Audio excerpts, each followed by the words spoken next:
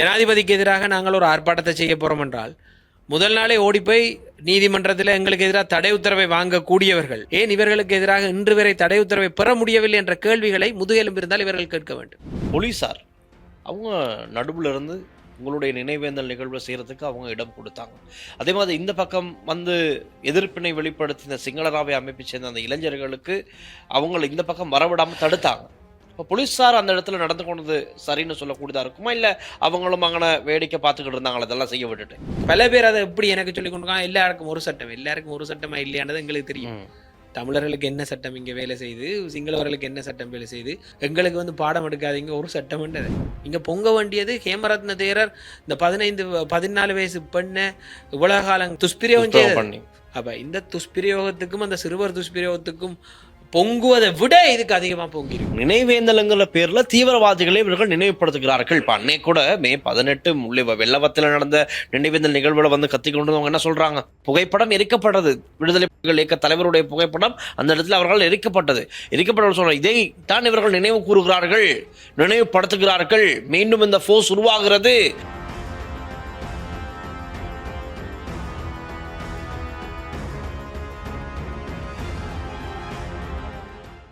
ஸ்ரீ காளிமாதா ஜோதிடம் உலக புகழ்பெற்ற ஜோதிடர் பண்டித் மகாராஜா. காதல், கல்யாணம், உத்தியோகம், வியாபாரம், கல்வி, குழந்தை பாக்கியம் மற்றும் மந்திர சூனிய பிரச்சனைகளுக்கு நிரந்தர தீர்வு. லங்காஸ்ரீ நேர்களுக்கு வணக்கம். லங்காஸ்ரீ நேருக்கு நேர் நேர்காணல் நிகழ்ச்சியோடு இன்றும் இணைந்திருக்கின்றீர்கள்.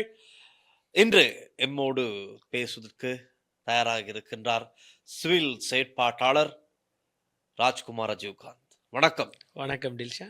ரொம்ப நாளாக உங்களை வந்து அழைக்கிறேன், நீங்கள் வரல. நாங்கள் மே 18 தொடங்குவோம், அதில் தான் வரும்.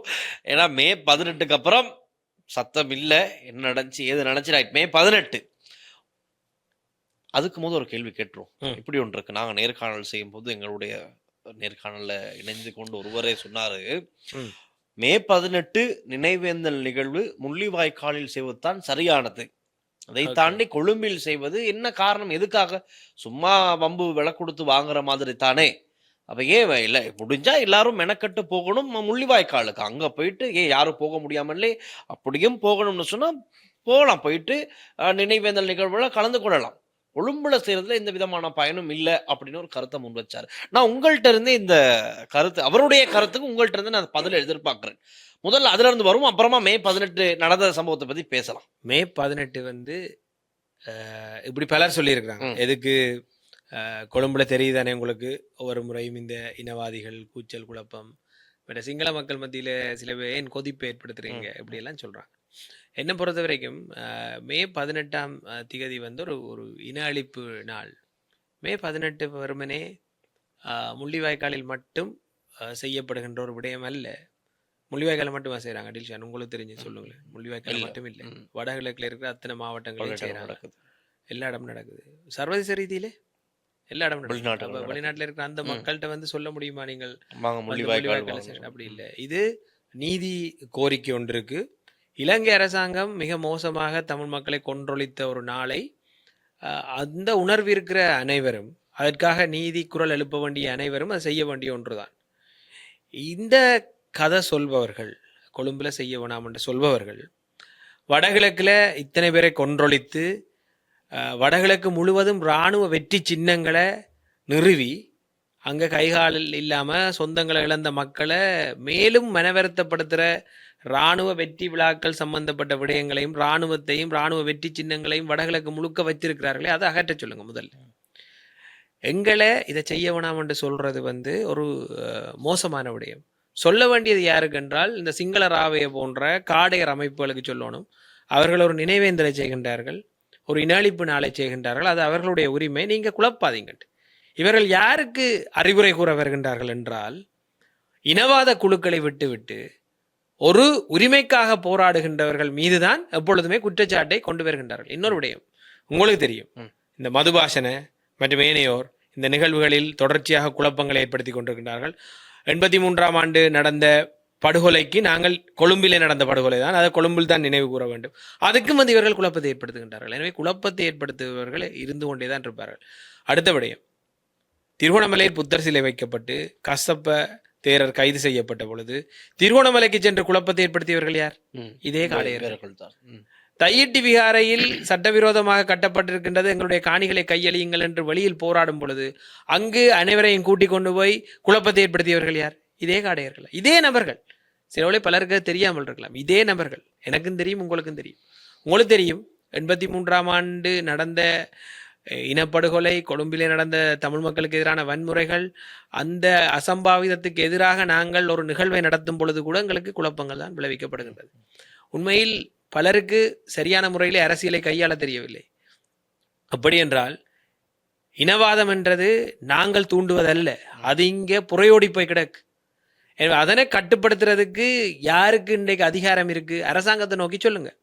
ஜனாதிபதிக்கு எதிராக நாங்கள் ஒரு ஆர்ப்பாட்டத்தை செய்ய போறோம் என்றால் முதல் நாளே ஓடிப்போய் நீதிமன்றத்தில் எங்களுக்கு எதிராக தடை உத்தரவை வாங்கக்கூடியவர்கள் ஏன் இந்த நபர்கள் தொடர்ந்து 5வது முறையாக வந்து குழப்பத்தை ஏற்படுத்துகின்றார்கள், கெட்ட வார்த்தைகளை பேசுகின்றார்கள், அச்சுறுத்துகின்றார்கள், தாக்குகின்றார்கள்? ஏன் இவர்களுக்கு எதிராக இன்று வரை தடை உத்தரவை பெற முடியவில்லை என்ற கேள்விகளை முதுகெலும்பு இருந்தால் இவர்கள் கேட்க வேண்டும். எங்களுக்கு எதை செய்யணும் செய்யக்கூடாது என்ற சொல்ற உரிமை இங்கே யாருக்குமே கிடையாது. நாங்கள் சட்டத்துக்குட்பட்டு எங்களுக்கான உரிமை, எங்களுக்கான பிரச்சனை தொடர்பாக பேசுவதற்கு எங்களுக்கு முழு உரிமையும் உண்டு. எனவே இனவாதிகளுக்கு ஏதோ ஒரு வகையில் ஆதரவு அளிக்கின்ற ஒரு கருத்தாகத்தான் நான் இந்த விடயங்களை அவதானிக்கின்றேன். உங்களுக்கு திராணி இருந்தால் அரசாங்கத்தை நோக்கி, போலீசாரை நோக்கி, இனவாதிகளை நோக்கி கேள்வி எழுப்புங்கள். அமைதியாக இடம்பெறுகின்ற ஒரு நினைவேந்தலை ஏன் குழப்புகின்றீர்கள் என்று. ரஜீவ், இந்த இடத்துல நாங்கள் நிச்சயமா ஒரு விஷயத்தை சொல்லி ஆகணும். நானும் அந்த இடத்துல இருந்தேன், பார்த்ததில்லைன்னு சொல்லக்கூடியதா இருக்கும். போலீசார் அவங்க நடுவில் இருந்து உங்களுடைய நினைவேந்தல் நிகழ்வை செய்யறதுக்கு அவங்க இடம் கொடுத்தாங்க. அதே மாதிரி இந்த பக்கம் வந்து எதிர்ப்பினை வெளிப்படுத்தி இந்த சிங்களராவை அமைப்பை சேர்ந்த அந்த இளைஞர்களுக்கு அவங்களை இந்த பக்கம் வரவிடாமல் தடுத்தாங்க. இப்போ போலீஸார் அந்த இடத்துல நடந்து கொண்டது சரின்னு சொல்லக்கூடியதா இருக்குமா, இல்லை அவங்களும் அங்கே வேடிக்கை பார்த்துக்கிட்டு இருந்தாங்களா இதெல்லாம் செய்ய விட்டுட்டு? போலீஸார் அங்கே வந்து இவ்வளவு பெரிய ஒரு சீன் போட தேவையில்லை. 100கணக்கான போலீஸார் அதில் கொண்டு வந்து வச்சிருக்கிறதே எங்களை அச்சுறுத்துறதுக்கு.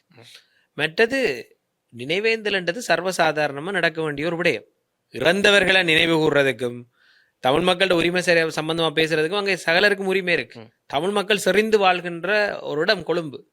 கொழும்பிலே பல தமிழர்கள் இருக்கின்றார்கள், வெள்ளவத்தையில் பல வடகிழக்கு தமிழர்கள் இருக்கின்றார்கள். அவர்கள் நினைவு கூறுவதற்கான ஒரு ஏற்பாடு தான். ஆனால் இதே ஒரு அச்சுறுத்தும் களமாக இவர்கள் மாற்றுகின்றார்கள்.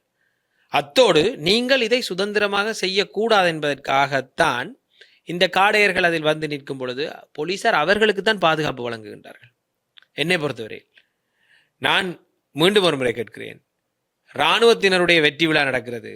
இராணுவத்தினர் எங்களுடைய உறவுகள் பலரை கொன்று குவித்திருக்கின்றார்கள்.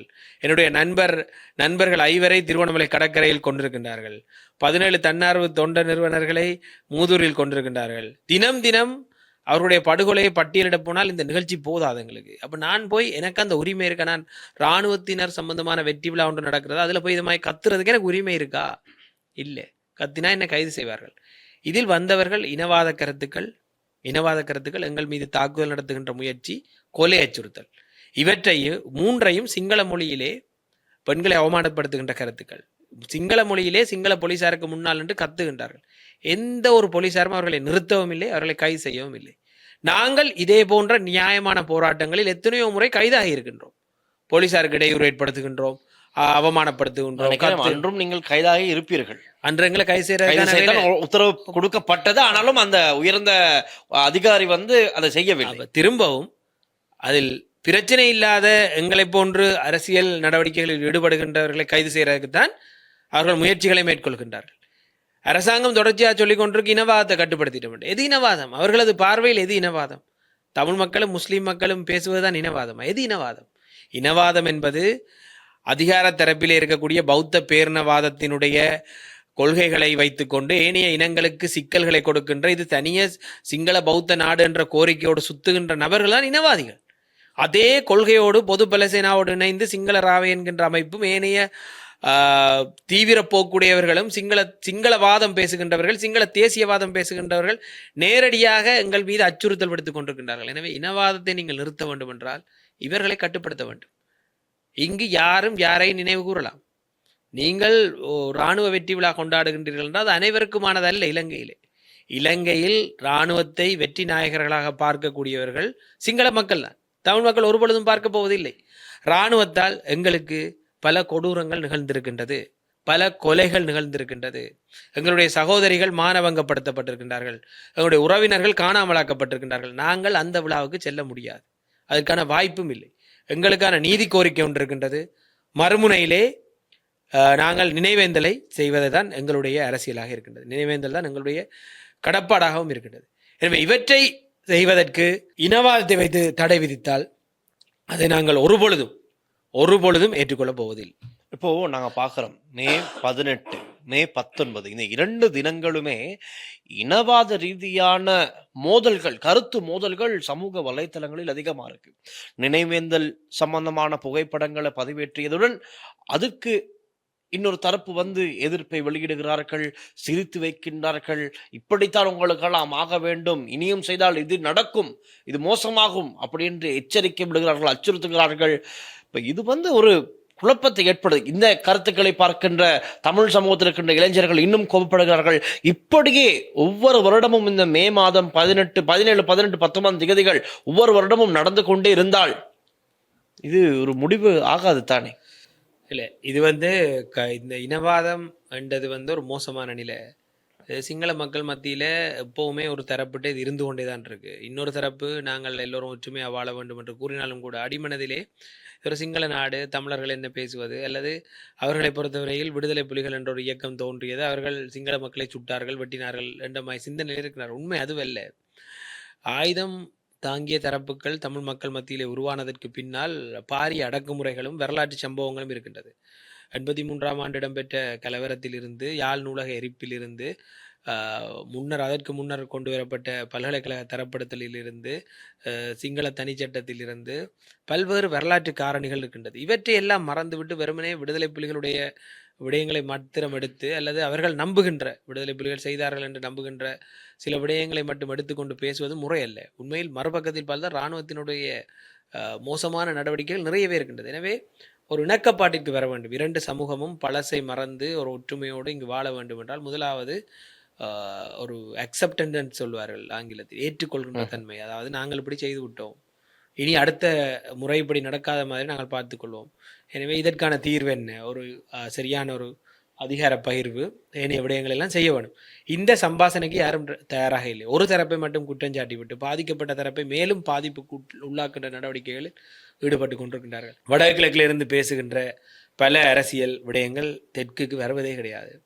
அது மிகப்பெரிய பிரச்சனை. நாங்கள் தெற்கிலே இருந்து பேசுவதால் மிக இலகுவாக இங்கே இருக்கின்ற சிங்களவர்களுக்கு எல்லாம் தெரிகின்றது, எங்களை நன்றாக தெரிகின்றது, எங்களுக்கு சரியான அச்சுறுத்தல் இருக்கின்றது, கொலை மிரட்டல்கள் இருக்கின்றது. ஆனால் நாங்கள் தொடர்ச்சியாக எந்த பயமும் இல்லாமல் செய்வதற்கான காரணம் அரசியலை நாங்கள் நேர்மையாக செய்கின்றோம். அடுத்தது இந்த நீங்கள் கேட்டீர்கள் இப்படியே முடிவில்லாமல் போராண்டா, இதுக்கு முடிவு வந்து அவர்கள் தங்களுடைய இனவாதத்தை கைவிட வேண்டும். இனவாதத்தை கைவிட்டு அவர்களுக்கு எதுவுமே இங்கே வலிக்க போவதில்லை. ஆனால் உங்களுக்கு தெரியும், யாழ்ப்பாணத்தில் இருந்து முள்ளிவாய்க்காலுக்கு சிலர் தங்களுடைய மோட்டார் சைக்கிளில் சென்றிருந்தார்கள். அதில் சிலர் ஹெல்மெட் போடாமல். நான் அந்த கருத்தை எழுதிய பொழுது எனக்கு இன்றைக்கு வரைக்கும் அதற்கான எதிர்கருத்து வந்து கொண்டிருக்கிறது. அங்கு விடுதலை புலிகளின் தலைவர்கிட்ட இறந்த படத்தை கொண்டு வந்து போடுவாங்க. நீங்க யோசிச்சு பாருங்க, ஹெல்மெட் போடாமல் போனது சட்டப்படி குற்றம், ஹெல்மெட் போடாமல் போனது சட்டப்படி குற்றம். ஆனால் நான் என்ன சொல்றேன்டா, போலீஸினுடைய பேஜிலே 2 நாட்களாக ஒரு 1000க்கு மேற்பட்ட கமெண்ட்கள், இவர்களை கைது செய்யுங்கள். அதற்கான அந்த உள்ளார்ந்த நோக்கம் என்னவென்றால், இவர்கள் ஒரு இளைஞர்களாக ஒரு பவர்ஃபுல் ஃபோர்ஸ் மாதிரி அவர்களுக்கு தெரியுது. இவர்கள் இளைஞர்களாக முள்ளிவாய்க்காலுக்கு போறாங்க. என்ன இது, எப்படி தமிழாக்கள் இப்படி போகலாம், எப்படி இடம் விட்டு பார்த்து கொண்டிருக்கின்ற எப்படி இது பாக்குறாங்க. அதுதான் முதலாவது. இப்ப எனக்கு பிரச்சனை என்னென்றால், இது ஒரு சாதாரண ஒரு ஹெல்மெட் இல்லாத பிரச்சனை, ஃபைனை கட்டி வெளியில விடலாம். அப்ப அதுக்கு தெற்கிலே இருக்கின்ற இவ்வளவு பேர் கொதித்தள வேண்டிய தேவை இல்லை. இதற்கு அதுதான் நான் சொல்றது. அப்ப பல பேர் அதை எப்படி எனக்கு சொல்லி கொண்டிருக்காங்க, எல்லாருக்கும் ஒரு சட்டமா இல்லையானது எங்களுக்கு தெரியும். தமிழர்களுக்கு என்ன சட்டம் இங்கே வேலை செய்து, சிங்களவர்களுக்கு என்ன சட்டம் வேலை செய்து, ICCPRல நீங்க யாரை மட்டும் உலகாலம் கைது செய்றீங்கன்றலாம் நாங்கள் தொடர்ச்சியா பேசிட்டு இருக்கோம். எங்களுக்கு வந்து பாடம் எடுக்காதீங்க ஒரு சட்டம்ன்றது எங்களுக்கு தெரியும். ஒரு சட்டம் நான் ஹெல்மெட் போடவில்லை என்றதை காரணம் காட்டி அதற்கு பின்னால் இருக்கின்ற இனவாதம் எவ்வளவு மோசமானது. போலீசார் அவர்களை கைது செய்து ஏதோ பெரிய சாதனை செய்த மாதிரி 3 பேரை கைது செய்து விட்டோம்னு அந்த போஸ்டை பின் பண்ணி வச்சிருந்தாங்க. அப்ப இதுதான் இலங்கையில் நடந்த மாபெரும் குற்றமா? போஸ்டை பின் பண்ணி வச்சு அதுக்கு எல்லாரும் வந்து லட்சக்கணக்கில் அதுக்கு லைக்களை போட்டு ஹார்ட்டுகளை போட்டு கொண்டிருக்கிறாங்கண்டா. இந்த ஃபேஸ்புக் கூத்த சொல்கிறேன். அது போலீஸும் அதில் ஒரு பங்கு வகிக்குது. இது ஒரு மிக சாதாரணமாக கையாளப்பட வேண்டிய விடயம். இதை ஒரு மாபெரும் இலங்கையில் நடந்த மாபெரும் குற்றம் போல சிங்களவர்கள் பொங்க வேண்டிய அவசியம் இல்லையே. இங்கே பொங்க வேண்டியது ஹேமரத்ன தேரர் இந்த 14 வயசு பெண்ணை இவ்வளவு காலம் துஷ்பிரயோகம் செய்ததுக்கு தான் நீங்கள் பொங்க வேணும். அப்போ இந்த துஷ்பிரயோகத்துக்கும் அந்த சிறுவர் துஷ்பிரயோகத்துக்கும் பொங்குவதை விட இதுக்கு அதிகமாக பொங்கி இருக்கு. அதே நாளில் காணக்கூடியதாக இருந்தது போலீஸ் அதிகாரிகளுடைய பிள்ளைகள், அதாவது மகனையோ மகளையோ பைக்கில் ஏற்றிக்கொண்டு செல்கிறார்கள், ஹெல்மெட் இல்லை. அந்த மாதிரியான காணொலி காட்சிகள் காணக்கூடாது. அதெல்லாம் வளமையாக ஒரு 5 பேர் போடுவாங்க, அவங்க நடவடிக்கை எடுப்பாங்க. இது லட்சக்கணக்கில் போடல. இதுக்கு பின்னால் இருக்க இனவாதம் தான் நான் பார்க்குறேன். நீங்க அவ்வளவு பேர் பொங்க தேவையில்லை, 2 பேர் சொன்னா போதும். எல்லாருக்கும் ஒரு வன்மத்தோட நீங்கள் ஒரு விடயத்தை அணுகிறதா எனக்கு பிரச்சனை. அதுல ஹெல்மெட் போடாம போனது பிழை என்றதை தமிழ் இளைஞர்களும் தான் சொல்கின்றார்கள், தமிழ் செயற்பாட்டாளர்கள் தான் சொல்றேன், நானும் தான் சொல்றேன். நான் சொன்னதுல இருக்க அந்த வசனத்தை விட்டுட்டு நான் அடுத்ததான் சொல்லியிருக்கேன் தெளிவா. இதுக்கு பின்னால ஒரு இனவாதம் இருக்கு, இதுக்கு பின்னால அவர்கள் நினைவேந்தலுக்கு போனது பிழை என்ற சிந்தனை உங்களுக்குள்ள இருக்கு. பேசாம இருங்க, அமைதியா இருங்க, நாங்க பார்த்துக்கொள்றோம். இதைத்தான் சொன்னேன். இப்ப இவங்க அதிகமா சொல்றது என்னன்னா, பெரும்பான்மை சமூகத்துல இவங்க அதிகமா சொல்றது என்னன்னா, நினைவேந்தலுங்கிற பேர்ல தீவிரவாதிகளை இவர்கள் நினைவுபடுத்துகிறார்கள். இப்ப அன்னை கூட மே 18 வெள்ளவத்தில் நடந்த நினைவேந்தல் நிகழ்வுல கத்திக்கொண்டு என்ன சொல்றாங்க, தீவிரவாதிகளை நினைவுபடுத்துகிறார்கள். புகைப்படம் எரிக்கப்பட்டது, விடுதலை புலிகள் இயக்க தலைவருடைய புகைப்படம் அந்த இடத்துல அவர்கள் எரிக்கப்பட்டவர் சொல்ற இதை தான் இவர்கள் நினைவு கூறுகிறார்கள், நினைவுபடுத்துகிறார்கள். மீண்டும் இந்த போர்ஸ் உருவாகிறது என்பதைத்தான் மீண்டும் மீண்டும் ஆழமாக இவர்கள் பதிந்து கொண்டிருக்கிறார்கள். தமிழ் மக்களை விட அதிகமாக விடுதலை புலிகளின் தலைவருடைய பெயரையும் விடுதலை என்ற பெயரையும் பயன்படுத்துவது இந்த சிங்கள இனவாதிகள் தான். அதுக்கு காரணம் என்னென்னா, இவர்களுக்கு விடுதலை புலிகள் இல்லாமல் இங்கே அரசியல் ஒன்றை செய்ய முடியாமல் இருக்கு, முதலாவது. ரெண்டாவது, நீங்கள் கேட்ட கேள்வி, இந்த நாங்கள் நினைவேந்தல் என்பதற்குள் விடுதலை புலிகளை நினைவு கூறுறோம் என்றால், அன்றைக்கு இறந்து போன அத்தனை பேரையும் நினைவு கூறுவதற்கான உரிமை எங்களுக்கு இருக்கு. நினைவு கூறல் என்பது எங்களுடைய உரிமை, அதனை யாரும் தடுக்க முடியாது. உண்மையை சொல்லப்போனால் கடந்த 17 ஆண்டுகளாக 12,000க்கும் மேற்பட்ட விடுதலை புலி உறுப்பினர்கள் புனர்வாழ்வளிக்கப்பட்டு வாழ்ந்து கொண்டிருக்கின்றார்கள். விடுதலை புலி உறுப்பினர்களுக்கு ஆயுத பயிற்சி இருந்திருக்கின்றது, நன்றாக சுடத் தெரியும், ஆயுதங்கள் செய்யக்கூட தெரியும். ஆனால் 17 வருடமாக எந்த ஒரு வன்முறை சம்பவத்திலும் எந்த ஒரு சூட்டு சம்பவத்திலும் யாரும் ஈடுபடவில்லை. தமிழ் மக்கள் தெளிவாக ஒன்றை அரசாங்கத்திற்கு கூறுகின்றார்கள், நாங்கள் யுத்தம் ஒன்றை விரும்பவில்லை, நடந்த பாதிப்புகளுக்கு நீதியை கோருகின்றோம், எதிர்காலத்தை நோக்கி நாங்கள் சில கேள்விகளை கேட்கின்றோம், அரசியல் தீர்வு ஒன்றை எதிர்பார்க்கின்றோம். இவ்வளவுதான் அவர்கள் சொல்வது. இங்கு யாருமே விடுதலை புலிகளை மீளுருவாக்குவதோ யுத்தம் ஒன்றை உருவாக்குவதோ தொடர்பாக பேசவில்லை, அரசியலை பேசுகின்றார்கள். அரசியலை பேசும் பொழுது நீங்கள் விடுதலை புலிகளை தவிர்த்து விட்டு பேச முடியாது. தீவிரவாதிகள் அல்லது பயங்கரவாதிகளை நினைவு கூறுவது என்று இவர்கள் கூறுவது அவர்களுக்கு. எங்களை பொறுத்தவரையில், என்னை பொறுத்தவரையில் 18ஆம் தேதி 19ஆம் தேதி இராணுவத்துக்கு வெற்றி விழா கொண்டாடுறது, வடக்கிலிருந்து பார்க்கக்கூடிய ஒரு குடும்பத்துக்கு ஒரு பயங்கர தீவிரவாத அமைப்பை நினைவு கூறுறது போல தோணலாம். எனக்கே தோணுது. என்ற கண்ணுக்கு முன்னால எங்களோட 5 நண்பர்கள் மண்டை சிதறி செத்து கிடந்திருக்கிறாங்க. இந்த கொலையை நிகழ்த்தியது யாருன்னு எல்லாருக்குமே தெரியும். அவர்களை நீங்க வெற்றி நாயகர் என்றேக்கல எனக்கு கத்த இல்லாம இருக்கு.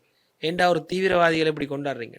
யாருக்கு யார் தீவிரவாதி என்றதான் இங்க பிரச்சனை. என்ன பொறுத்த வரைக்கும் அரச தீவிரவாதம் தான் இந்த நாட்டின் மிகப்பெரிய தீவிரவாதமா நான் தொடர்ச்சியா பார்க்கிறேன். எனக்கு இதை கதைக்கிறதுல எந்த வித அச்சமும் இல்லை. ஒவ்வொரு மக்களுக்கும் ஒவ்வொரு பிரச்சனை இருக்கு. விடுதலை புலிகள் மட்டுமல்ல, ஏனைய ஆயுத குழுக்கள் தமிழ் மக்கள் விடுதலைக்காக தோற்றம் பெற்றது. இந்த தோற்றம் பெற்ற அமைப்புகளை பலப்படுத்தி விட்ட பெருமை இலங்கைண்ட இனவாதத்தையே சார். இலங்கைண்ட இனவாதம் அனைத்து தமிழ் மக்களையும் விடுதலைக்காகவே கையாண்டது. கடத்தினார்கள், காணாமலாக்கினார்கள். நாங்கள் கொழும்புக்கு வரும் பொழுதுலாம் எங்களையும் விடுதலை கையாண்டார்கள். தமிழ் மக்கள் ஒரு 3ஆம் தர பிரஜை ஆக்கினார்கள்.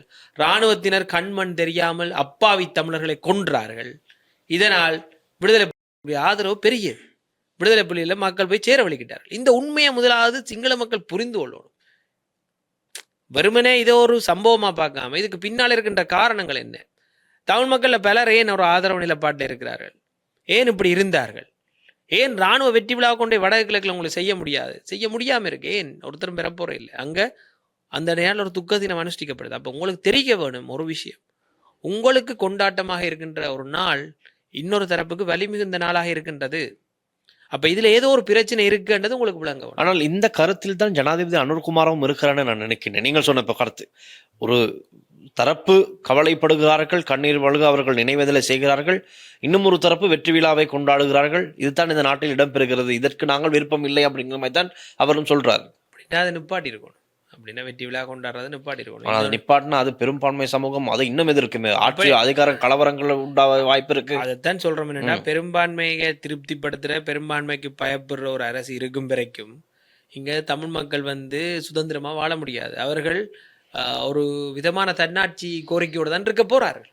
ஏன்னால் நீங்க இவங்களுக்கு பயந்து ஆட்சி செய்ய போறீங்க. அந்த பயம் இருக்குத்தான், இல்லைன்னு சொல்லல. அனுரகுமார் திசாநாயக்காவில் சில முடிவெடுக்க எல்லாம் இருக்கலாம், இருக்கட்டும். அதனாலதான் இந்த அரசியல் நிலைச்சிருக்குது. இந்த அரசியல் ஒரு நியாயம் இருக்குன்றதான் நான் சொல்றேன். நீங்கள் எண்ணிக்கையில சிறுமையா இருக்கிறதுக்காக நீங்க எல்லாத்தையும் தாங்கி கொண்டிருக்க வேண்டிய அவசியம் இல்லை. அநியாயங்களை, அநீதிகளை தாங்க வேண்டிய எந்த தேவையும் இல்லை. அப்ப இது வந்து நீண்டகால பிரச்சனை. இது இப்போதைக்கு தீரப்போற மாதிரியும் எனக்கு தெரியல. இதற்கு முதுகெலும்பு இருக்கின்ற ஒரு தரப்பு ஆட்சி பொறுப்பை ஏற்க வேண்டும், தைரியமாக இவரை எதிர்கொள்ள வேண்டும்.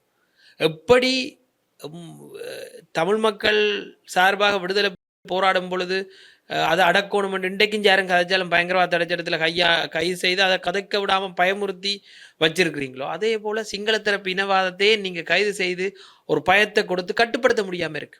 அவர்கள் சர்வசாதாரணமாக கதைக்கக்கூடியதா இருக்கு. இன்றைக்கு வரைக்கும் இனவாதிகளுக்கு பயம் இல்லையே. முஸ்லீம் தரப்பொண்ட செய்யக்க அவர்களை தீவிரவாதி என்று முத்திர குத்தி பயமுறுத்தி இதண்டி வைக்கிறீங்க, தேடி பிடிக்கிறீங்க. ஏன் சிங்கள தரப்புல இருக்க இனவாதிகள் தொடர்பா யாரும் வாய் திறக்கிறீங்க? ஜனாதிபதி யாழ்ப்பாணத்தில் போய் சொல்றாரு, இங்க ஒரு தமிழ் இனவாத குரூப் நின்று தையிட்டிக்கு முன்னால போராட்டம் செய்து. ஆனால் தையிட்டியை நோக்கி வந்த சிங்கள இனவாத குழுக்களை பேர் சொல்லி சொல்றதுக்கு தைரியம் இருக்கா? சிங்கள ராவை என்கின்ற அமைப்பு ஒரு இனவாத அமைப்பு பேர் சொல்வதற்கு தைரியம் இருக்கா? அப்ப இந்த தைரியங்கள் இல்லாதாலதான் இந்த இனவாத குழுக்கள் மேம்பட்டு போய் இன்றைக்கு இருக்கிற இந்த சின்ன படியங்கள். ஓகே, உங்களுக்கு தெரியும் சிங்களாக்கள் எழுதுறத பார்க்க சிரிப்பா இருக்கு. ஒரு சின்ன ஒரு இப்ப நினைக்கிறேன் யுத்தம் முடிய 5 வயது கூட இருந்திருக்காது. இன்னைக்கு எங்களுக்கு படிப்பிக்கிறாங்க ஆமி எப்படி இந்த யுத்தத்தை முடிச்சுதுன்ட்டு.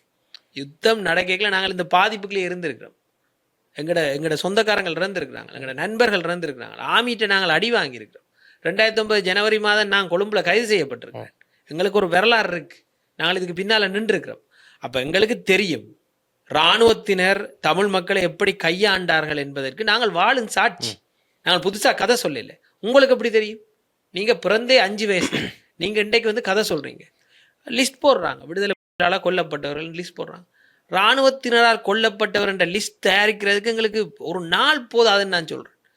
லிஸ்ட்டை உங்களுக்கு சொல்றதுக்கு 5 நாள் தேவை. இவ்வளவு பெரிய புத்தகம் இருக்கு, ஒரு நாளை கொண்டு வந்து பேசுறேன் நான். அப்ப இவர்களுடைய சிந்தனையும் மூளையும் அல்லது இவர்களுடைய அரசியலும் வந்து ஒரு அசிங்கமா இருக்கு. நாங்களும் தொடர்ச்சியாக அதை பார்த்து கொண்டு இப்படியே பேசிக்கொண்டு இப்படியே போகல. இப்போ எங்களுடைய அரசியல் சிங்கள மக்கள் நோக்கி சென்றிருக்கு. எங்களை பார்க்கின்றார்கள், நாங்கள் என்ன பேசுகிறோம்னு அவர்களுக்கு நன்றாக தெரியும். ஃபாதர் ஜீவந்த் அவர்கள் இனப்படுகொலை தொடர்பாக நாங்கள் ஒரு நிகழ்வை நடத்தினாங்க. இன்னைக்கு அவரை தொடர்ச்சியாக தாக்குதல். ஆனால் கத்தோலிக்க திருச்சபையும் சொல்லிடுச்சு, அது இது வந்து அவருடைய தனிப்பட்ட கருத்து. கத்தோலிக்க திருச்சபையெல்லாம் எங்களுக்கு ஒரு ஒன்றுமே சொல்லலாது. யார் அவங்க எங்களுக்கு சொல்றது? ஃபாதர் ஜீவந்த அறகலை நடக்கைகளை மிக முக்கியமான நபர், பிரதானமான நபர். அவர் எனக்கு பக்கபலமா இருந்திருக்கிறார். அந்த முதலாவது இனப்படுகொலை நாளை செய்தது நானும் ஃபாதர் ஜீவந்தவன் தான். அதுல 2 செய்து நாங்கள் முக்கியம். உங்களுக்கு தெரியும் எத்தனை நிகழ்வுகளோட. அவர் ஒரு சிங்கள ஃபாதர், சிங்கள ஃபாதர். ஆனா அவருடைய நிலைப்பாடு இதுவா இருக்கு. அவருடைய நிலைப்பாடு இது. அப்ப சிங்கள தரப்புல தமிழ் மக்களுக்கு ஆதரவா இருக்கிற ஆக்களை இவ்வளவு மோசமான நிலைக்கு கொண்டு போறாங்க. தரிந்து அன்னைக்கு முதலாவது தாக்குதலுக்கு நடப்பதே அவர் தான். தமிழ் மக்களுக்கு ஆதரவளிக்கின்ற எல்லாருமே இவர்களுக்கு பிரச்சனையா தான் இருக்காரு. ஷபீர், அப்ப ஒரு முஸ்லீம் ஒரு தமிழ் எல்லாரும் பலஸ்தீன இதோட வந்த ஆக்களுக்கு முஸ்லீம் ஆக்களுக்கு பேசுறாங்களே இதுல வச்சு. இதுக்குள்ள முஸ்லீம் தமிழ் இளைஞர்கள் இதை புரிந்து கொள்ளாமல் அவங்க இருவரும் சண்டை பிடிச்சு கொண்டிருக்காங்க. இவர்கள் இருவருக்குமே ஒரு எதிரி பௌத்த பேரினவாதம் என்றதை அவர்கள் முதல்ல புரிந்து கொள்ள வேணும். இன்றைக்கு ஹஜ் தொடர்பா, இந்த வரப்போற இந்த பெருநாள் தொடர்பா மாடறுக்க வேணாமண்டு இதே குரூப் தான் சொல்லி கொண்டிருக்கு. அது அவர்களுடைய முக்கியமான பெருநாள், அது அவர்களுடைய தேவை. நீங்க வெசாக்க கொண்டே பின்னால போட்டுட்டு அவர்கள நிகழ்வை செய்ய வேணாமண்டு இதே குழு தொடர்ச்சி அதுக்கு எதிராகவும் போராடி கொண்டிருக்கு. அன்றைக்கு பலஸ்தீனுக்கு ஆதரவு வழங்குற ஒரு ஆளுக்கு அடிச்சபடியா தான் அந்த மெயின்ல பிரச்சனையே வந்தது. உங்களுக்கு தெரியுமா, அந்த டயட்ல வந்து 2 நிகழ்வு தொடர்பா சிரித்து கொண்டிருந்தார்கள். மே 18ஆம் தேதி 17ஆம் தேதி 2 நிகழ்வு தொடர்பா சிரித்து கொண்டே இருந்தாங்க. யார்? இந்த இந்த சோஷியல் மீடியான்றதை நான் ஒரு முழுமையான அரசியலா பார்க்காட்டியும் அதன் போக்க சொல்றேன். எப்படி எதுக்கு சிரித்தாங்கன்னா, ஒன்று ஷமீரா மஹபூதி, அவ இஸ்ரேல் இஸ்ரேல் இராணுவத்தால் பிடிக்கப்பட்டு மிகவும் துன்புறுத்தப்பட்டு பலஸ்தீனுக்கு நடக்கிற ஒரு பாரிய இனப்படுகொலை சம்பந்தமாக ஒரு சரியான நிலப்பாட்டில் நாங்கள் இருக்க வேணும். அந்த இயக்கங்களில் நாங்கள் இருக்கிறோம், போராடுறோம், அதுக்கு எதிராக குரல் கொடுக்குறோம். அப்படி போராடிய ஒரு சகோதரி கைது செய்யப்பட்டு எங்களுடைய நாட்டு பிரஜை துன்புறுத்தப்படும் பொழுது அதை பார்த்தும் சிரித்து கொண்டிருக்கிறார் இந்த இனவாதிகள். மறுபக்கத்தில் பார்த்தீங்கன்னா எங்களுடைய இனப்படுகொலை நாள் மே 18 பற்றி நாங்கள் அப்பாவி மக்களுடைய இறப்பை பற்றி கதைக்கும் பொழுதும் சிரித்து கொண்டிருக்கின்றார்கள். இந்த புரிந்து கொள்ளாமல் தமிழ் முஸ்லீம் மக்கள் தங்களுக்குள்ள வந்து ஒரு முரண்பாடாக இருப்பதோ அல்லது தங்களுக்குள்ள வந்து ஒரு சண்டைகளை ஏற்படுத்துவது வந்து பொருத்தமில்லை. அதுதான் நான் தமிழ் முஸ்லீம் இளைஞர்கள்ட்ட சொல்லிக் கொள்றவுடைய முதல்ல அரசியலை புரிஞ்சு கொள்ளுங்க. உங்கள் 2 பேருக்குமே ஒரே திரி தான் இருக்கிறேன். நீங்கள் இருவருமே அரசியல் ரீதியாக பலமற்றவர்கள். பாராளுமன்றத்தில் உங்களால் எதுவும் செய்யலை. அட்லீஸ்ட் இந்த இனவாத பிரச்சனையில் நீங்கள் 2 பேரும் பக்கபலமாக இருக்கணும். பழைய விடயங்களை மறந்துட்டு ஒருவருக்கொருவர் பக்கபலமாக இருக்க வேண்டும். ஏனென்றால் அதுதான் உங்களுக்கு எதிர்காலத்தில் ஓரளவுக்கு சில விடயங்களை எதிர்கொள்றதுக்கு இலகுவாக இருக்கு. உங்கள் இருவருக்குமே ஒரு எதிரி தான் என்பதை நீங்கள் புரிந்து கொள்ள வேண்டும். ரைட். மே 18 அன்றைய தினத்துக்கு பிறகு ரஜீவ் கொஞ்ச நாளா எங்கேயும் வெளியில வரல, சத்தம் இல்லை, என்ன எதுவும் அச்சுறுத்தல்கள் இருந்ததா? இல்லை, மிக மோசமான அச்சுறுத்தல் இருந்தது. அச்சுறுத்தல்ண்டா கொலை மிரட்டல் தொடர்ச்சியாக இருந்தது. குறிப்பாக சோசியல் மீடியாவில் மற்ற தாக்குதல் பல இடங்கள்ல இந்த முகம் தெரிந்தது. நான் வெளியில தான் எல்லா இடம் போயிட்டு தான் இருந்தேன். நான் வெளியில சகல வேலைகளுக்கு வெளியில சென்றுட்டு எனக்கு உங்களோட இன்டர்வியூக்கு வர முடியாத சூழ்நிலை இருந்து என்னுடைய அமைப்புகள்ல இருந்து சில இடங்கள்ல இருந்து சில வேண்டப்பட்டவர்கள் என்ன கொஞ்ச நாள் வெளியில போகணும் அப்படின்னு சொல்லியிருந்தேன். பட் அப்படி இருக்கல, நாங்கள் பயந்து ஒதுங்க மாட்டோம். அல்லது போறண்டா ஒரு அடியா எல்லாத்தையும் விட்டுட்டு தான் போகணும். அதான் 2 முடிவு தான், அறகுறையா செய்யலாம். அப்போ நாங்கள் வெளியில போகும் பொழுது சிலர் எங்களை அடையாளம் காண்றார்கள். சில சிங்கள சகோதரர்கள் அடையாளம் காண்றார்கள், பேசுகின்றார்கள்.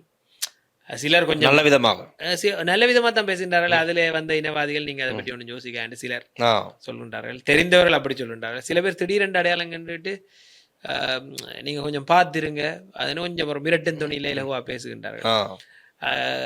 சொல்ல முடியாது. இப்போ ஒரு கூட்டமாக ஒரு இனவாத கூட்டத்துக்குள் நான் சிக்கப்பட்டா சிக்கல், அவர்கள் அதை வச்சு ஏதாவது ஒன்று செய்யறது தான் பார்ப்பாங்க. மற்றது கடந்த காலங்களில் கொழும்புல இருந்து தமிழ் மக்களுக்காக குரல் கொடுத்த சரியான முறையில் அரசியலை பேசிய பலர் வந்து கொலை செய்யப்பட்டிருக்கின்றார்கள். அதுதான் வரலாறு. அதனால் வந்து என்னவும் நடக்கலாம், அது எங்களுக்கு தெரியாது. இப்ப நிலைமை வந்து போன 2 வருடத்தை விட கடுமையா மாறி இருக்கு. இந்த முறை அவதானிக்கக்கூடியதா இருக்கு. அச்சுறுத்தலை பார்க்கும் பொழுது அவர்கள் எங்களுக்கு மேல தொடர்ச்சியா எங்களுக்கு மேல விடுக்கின்ற விடயங்களை பார்க்கும் பொழுது இந்த மாற்றத்தை என்னால உணர முடியுது. பார்ப்போம். ஏனென்றா நான் இவங்கட இந்த அச்சுறுத்தலுக்கு எல்லாம் பயந்து நான் எதையும் நிப்பாட்ட போறே இல்லை. அது உறுதியான ஒன்று. அப்படி அவர்களுக்கு ஒரு கொலைதான் அவர்களுடைய அரசியலுக்கு முடிவாக இருக்குமெண்டா அதை யாரும் சொல்லலையா? ரஜீவ் இங்க இருக்காதீங்க, வெளிநாடு போயிருங்க. அது 3 வருஷமா எனக்கு சொல்லி கொண்டாந்துருக்காங்க. அரசியல் செயற்பாடுன்றது நான் தெரிவு செய்த ஒரு விடயம். அது எனக்கான வேலைகள் சிலது இருக்கு, என்னால் முடிந்த வரைக்கும் நான் செய்வேன். ஆனால் என்னை பொறுத்த வரைக்கும் இந்த களத்தில் நின்று செய்கிறதான் எனக்கு சரியா இருக்கு. இதை விட்டுட்டு போறேன்றது வந்து போறேன்னா நான் ஒரேடியாக இதில் முடிவு கொண்ட சொல்லிட்டு நான் இதுக்குள்ள வரமாட்டேன்ட்டு போகணும். அங்கே போய் என்னால் ஒன்றும் செய்யலை. வெளிநாட்டில் இருந்து அரசியல் செய்கிறன்றது வந்து அதை நான் நம்பல. இன்றைக்கு இருக்கிற சூழ்நிலை அது மிகவும் கடுமையானது. அங்கே இருக்கிற புலம்பெயர் சமூகங்களும் வந்து பல்வேறு பிரிவுகளாக பிரிஞ்சு ஒரு பிரயோசனம் இல்லாத வேலையில் செய்து கொண்டிருக்காங்க. அவங்களுக்கு ஒரு ஒற்றுமை இல்லை. அங்கே போய் என்னால் ஒரு நடவடிக்கையிலையும் ஈடுபட முடியாது. அப்படி இல்லை எனக்கு வெறுத்து போச்சுது அல்லது எந்த குடும்பம் இன்றைக்கும் பயங்கரமான ஒரு இதில் தான் இருக்கிறாங்க. அவங்க தொடர்ச்சியாக அறிவுறுத்தியபடி தான் இருக்கிறார்கள். அப்படி ஒரு கட்டத்தில் நானாக முடிவெடுத்தால் நான் எல்லாத்துலேருந்து ஒதுங்குவன் ஒழிய அங்கே போய் செய்ய போகிறேன்னு இங்கே போய் செய்ய போகிறேன்னு போக மாட்டேன். ரைட். அதே மாதிரி தான் நாங்கள் இறுதியாக பேசி முடிக்கலாம் இந்த விஷயத்தையும். அதாவது இப்போ பொருளாதார ரீதியாக இலங்கை பல நெருக்கடிகளுக்கு முகம் கொடுத்து கொண்டு இருக்குது. டாலர் விலை ஏறி இறங்குது. அதே மாதிரி இப்போ நிறைய கட்டுப்பாடுகள் விதிக்கப்பட்டிருக்குது, மத்திய வங்கியாலும் சரி இலங்கை அரசாங்கத்தாலும் சரி. இப்போ இன்னும் முன்னுக்கு போகும்போது இன்னும் கொஞ்சம் கடினமாகத்தான் போக போகுது.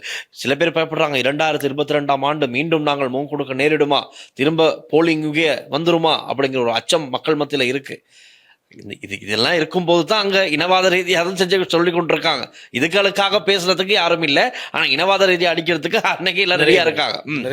எப்படி பாக்குறீங்க? இப்ப இன்னொரு கதை போகுது, ரணில் அனுர பேச்சுவார்த்தை நடந்ததாக ஒரு சில வதந்திகள் போய்கிட்டு இருக்கு. அது உத்தியோகபூர்வமானதாக இல்லை. இருப்பினும் இப்படியும் ஒரு கதைகள் இருக்கு. எப்படி பாக்குறீங்க இந்த விஷயங்களை? ஒரு கோபுரம் ஒன்று சரியுது, அதுக்கு நீங்க 4-5 பக்கத்தால முட்டு கொடுத்து வச்சிருக்கீங்க. இந்த முட்டு எவ்வளோ நாளைக்கு நிற்கும்? நீங்கள் ஃபவுண்டேஷனை மாற்றி அதை திரும்ப கட்டி எழுப்பாத வரைக்கும் இந்த முட்டு கொடுக்குறது வந்து என்றைக்கும் சரியும். அப்படிதான் இலங்கையின் பொருளாதாரம். இலங்கையின் பொருளாதாரத்தை பொறுத்த வரைக்கும் இலங்கை முற்றாக இறக்குமதியில் தங்கியிருக்கிற ஒரு நாடு.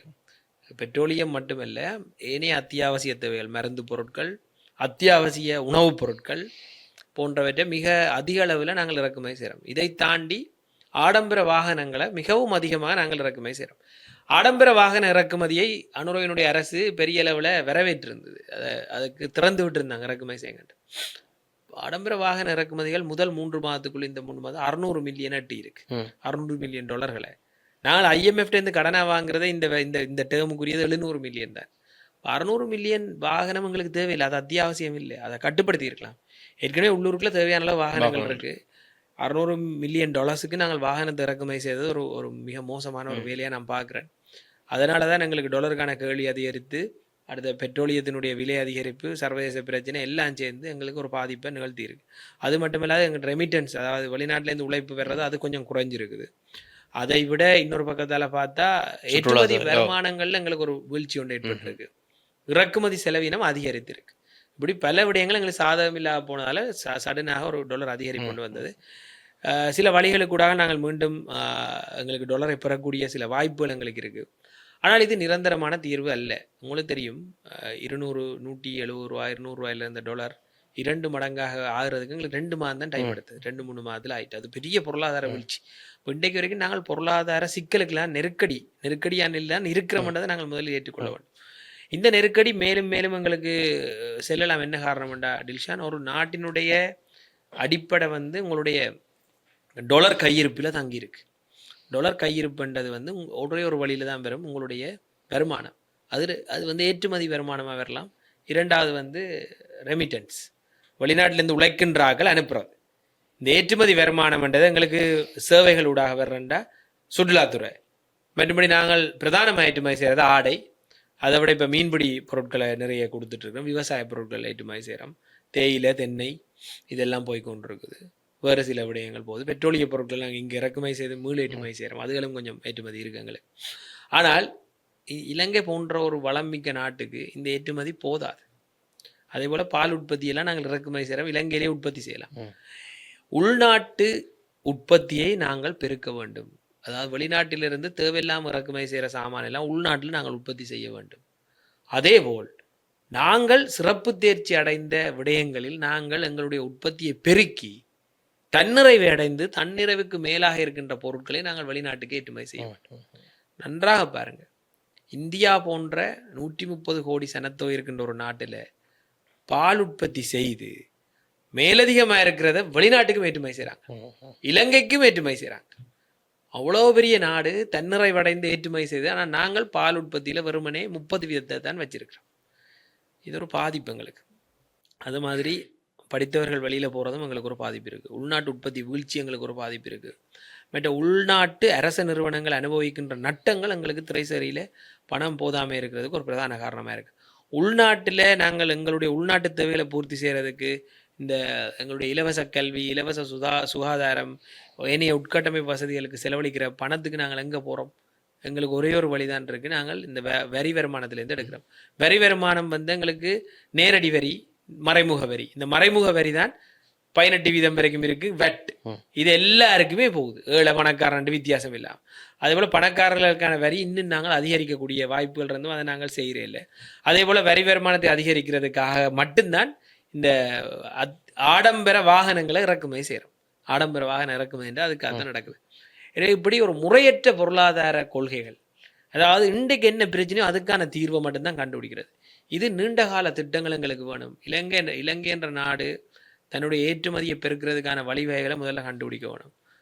உற்பத்தி துறையை பெருக்கிறதுக்கான வழிவகைகளை கண்டுபிடிக்க வேணும். அதுக்கான நிறுவனங்களை உருவாக்க வேண்டும். புதிய தேவைகளை நாங்கள் உருவாக்க வேணும். BPO சொல்வார்கள், பிஸ்னஸ் ப்ராசஸிங் அவுட் சோர்ஸ். சர்வதேச நிறுவனங்களை இலங்கைகளை கொண்டு வந்து வேலை செய்ய வைக்கிறா. அப்போ அங்கேருந்து சம்பளம் என்ற பேரில் அந்த கரசு உள்ள வரும். டொலரை உழைக்கிறதுக்கான வழிவகைகளை கண்டுபிடி. இந்த NPP அரசாங்கம் இதில் ஏதாவது ஒன்று செஞ்சுதா? ஒன்றுமே செய்யலை. இதற்கு முன்னர் இருந்த அரசாங்கம் இதே மாதிரி தான் போய் கொண்டு வந்தாங்க. ஏற்றுமதி வருவாயை அதிகரிக்கிறதுக்கும் இறக்குமதி செலவை கட்டுப்படுத்துறதுக்கும் அத்தியாவசிய இறக்குமதிகளை இல்லாமாக்கி அதை இலங்கையில் உற்பத்தி செய்கிறதுக்குமான திட்டங்கள் ஏதாவது இருக்கா? இல்லை. இதுக்கு மேலே இதில் நான் உங்களுக்கு சொல்ல வேண்டிய அவசியம் இல்லை. இதுவரை எம்மோடு இணைந்திருந்து இவ்வளவு பல ஆழமான உண்மையான விவரங்களை நம்மோடு பகிர்ந்து கொண்ட திரு ராஜ்குமார் ரஜீவ்காந்த் அவர்களுக்கு எங்களுடைய மனமார்ந்த நன்றிகள். நன்றி டில்ஷன். தொடர்ந்தும் லங்கா ஸ்ரீயுடன் இணைந்திருங்கள். ராஜ்குமார் அவர்களுடைய கருத்துக்கள் சம்பந்தமாக உங்களுடைய எண்ணங்கள் என்ன, நிலைப்பாடு என்ன, கீழே கமெண்ட் செக்ஷனில் எழுதுங்கள். அவற்றையும் நாங்கள் அடுத்த நேர்காணல் இணைத்துக் கொள்ள தயாராக இருக்கின்றோம். தொடர்ந்தும் லங்கா ஸ்ரீயுடன் இணைந்திருங்கள். மற்றும் ஒரு நேருக்கு நிகழ்ச்சியூடாக சந்திக்கலாம். ஒளிப்பதிவாளர் லிசிகரன் மற்றும் விஜயகுமாருடன் நான் டில்ஷான் வின்சன். நன்றி, வணக்கம். ஸ்ரீ காளிமாதா ஜோதிடம் உலக புகழ்பெற்ற ஜோதிடர் பண்டித் மகாராஜா. காதல், கல்யாணம், உத்தியோகம், வியாபாரம், கல்வி, குழந்தை பாக்கியம் மற்றும் மந்திர சூனிய பிரச்சனைகளுக்கு நிரந்தர தீர்வு.